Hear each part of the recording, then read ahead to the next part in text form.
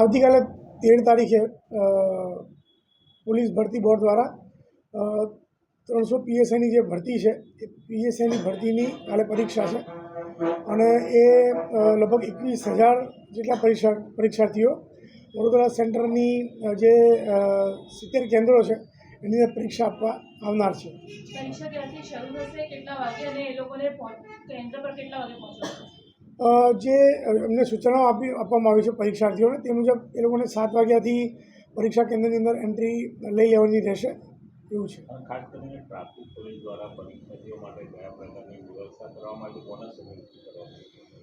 Traffic police દ્વારા જે અહીંયા રેલવે સ્ટેશન અને એસટી બસ સ્ટેન્ડ પર પરીક્ષાર્થીઓ જે આવશે બહાર ગામથી તો એ લોકો એમના પરીક્ષા કેન્દ્ર પર સમયસર પહોંચી જાય અને કદાચ મોડા પડે તો એમને એમના પરીક્ષા કેન્દ્ર પર પહોંચવા માટે અહીંયા જે રિક્ષા એસોસિએશનના આગેવાનો છે તેમની સાથે સંકલન કરી લગભગ 50 જેટલી રિક્ષાઓ નજીકમાં સ્ટેન્ડ 2માં રહે અને આવા પરીક્ષાર્થીઓ હોય એને સમયસર એમના પરીક્ષા કેન્દ્ર પર પહોંચાડે તેવી વ્યવસ્થા કરવામાં આવી છે।